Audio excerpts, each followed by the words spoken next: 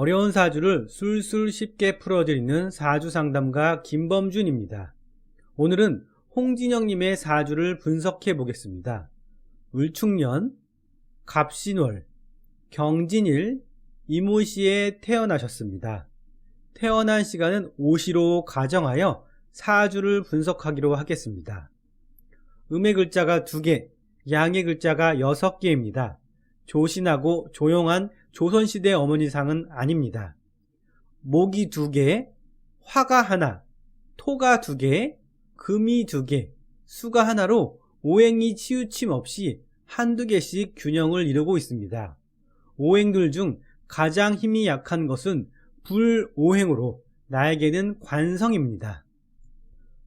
사주의 구성을 살펴보면 나는 양의 금, 경금으로 나의 편은 나와 같은 흰색 금과 나를 생해주는 오행, 노란색 토 오행이 내 편입니다.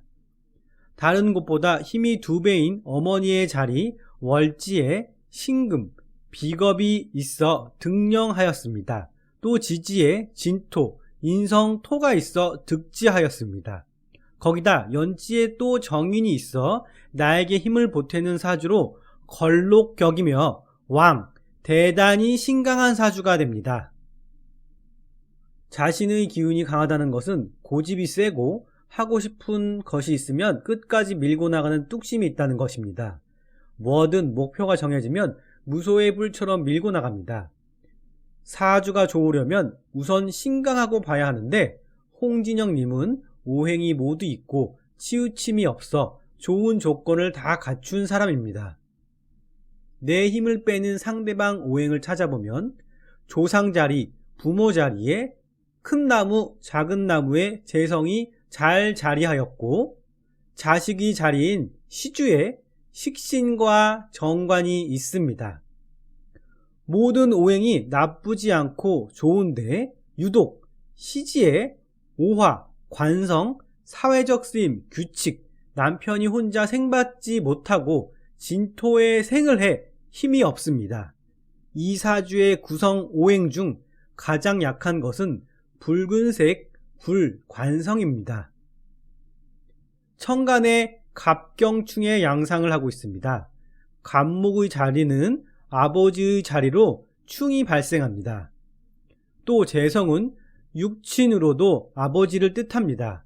아버지와 연관된 것들이 충이 됩니다. 심리적으로는 재성, 욕망계, 결과에 집착한다는 점입니다. 꺼리낄 귀신인 비겁이나 인성이 강하게 들어오면 재성을 강하게 취하려고 하는 심리가 됩니다. 신강하며 천간에 갑을목 재성이 드러나 있고 지장간에 재성이 암합하여 이 기간에 식상생재로 많은 재물을 모으는 시기입니다. 일주 분석을 하자면 경금은 바위, 금속덩어리, 열매를 뜻합니다. 의리지상으로 의협심이 강하며 때로는 직설적으로 솔직하게 표현합니다. 천간의 동물은 매로, 대단히 목표지향적 저돌적 스타일입니다. 자형은 경지는 흰색, 백룡입니다. 총명, 팔방미인, 출세욕, 공명심, 눈치가 빠르고 행동도 매우 빠른 사람으로 속전속결의 성향을 가지고 있습니다. 자기를 멋지게 드러내고 싶어하는 백룡입니다. 홍진영님은 반드시 책략사가 필요합니다. 신강하여 자신이 뭐든 나서서 하려고 하며 결정한 것을 번복하지 않습니다. 돌다리도 두드리고 가야 하는 사주로 돈을 벌면 기가 막히게 돈을 많이 벌게 됩니다. 괴강, 북두칠성의 앞머리를 가진 사람입니다. 우두머리의 별로 홍진영 씨는 귀엽게 잘난 채 척하는 스타일로 개강이 있어 출세의 가도를 달리며 기세 등등합니다. 여성의 괴강은 신체 구조가 좋고 미인형이며 집에 있지 못합니다. 트롯 가수를 하고 있지만 큰 조직체에서도 성공할 수 있는 사람입니다. 괴강의 여성은 승진승급도 잘 됩니다. 어느 조직에서나 발군으로 출세의 구조를 잘 짜여진 사주입니다. 나이 들어 사람을 상대로 하는 복지, 노인사업, 아동사업에 대단히 유리한 사주입니다. 일덕, 덕이 항상 따릅니다. 착하고 너그러운 성품을 지니고 있어 사람이 따르고 적이 없습니다. 지지의 효신, 어머니의 영향력이 대단한 사람입니다. 어머니가 많이 도움을 주지만 그로 인해 갈등의 여지도 동반합니다. 연지, 인성이 또 있어 사주가 강해도 너무 강해졌습니다. 인성 과다입니다. 행운에 따라 식상을 도식, 밥그릇을 깨는 그림을 그려 건강이 약할 수 있는 사주가 됩니다. 한번 인연이 된 이성과는 경금의 특성상 의리가 있어 오랫동안 관계가 지속됩니다. 진토 내 지장간, 을, 개, 무, 무토와 개수가 합이 있어 다정다감한 사람입니다. 경금과 을목이 합의 양태가 한두 개가 아니라 화기가 지나칩니다. 즉 오셀로 신드롬, 과어유정, 의처의부증, 부정망상, 남을 쉽게 믿지 않고 배우자에게 의심하거나 너무 관심을 많이 가지는 현상입니다. 그로 인해 이성과 갈등하게 되는 타입입니다. 남편은 12운성으로 이모 태의 남편이고 나와의 관계는 목욕으로 놓입니다. 진토내 대자 양궁의 남편과 인연합니다. 나에게는 큰 도움이 되지 않는 사람입니다. 나보다 힘이 약합니다. 내 덕을 많이 보는 남자로 직주의 이동이 심하기도 합니다. 시기적으로 볼 때 남편은 시지에 있습니다. 결혼을 늦게 한다는 해석이 됩니다. 30대부터 40까지는 정화, 정관의 남자가 들어오고 진의 원진의 시기입니다. 내가 자식을 생하고 그 자식은 남편인 불을 끄는 구조로 구성이 됩니다. 상관, 견관합니다. 이 시기에 결혼을 하면 자식 낳고 득자 부별하게 됩니다. 결과가 좋지 않습니다. 42세 전후인 불이 강하게 들어오는 세운, 41세 을사년, 42세 병오년, 43세 정미년에 결혼운이 옵니다. 공망은 신유, 일간 공망이고 자공이고 채공입니다. 나 스스로 고독을 안고 사는 사람으로 겉으로는 밝은 듯 하지만 돌아서면 우울해합니다. 일지가 술의 진사, 즉 라망, 천라지망, 하늘과 땅이 그물로 묶여있는 형국으로 매사에 신중해야 하는 시기입니다.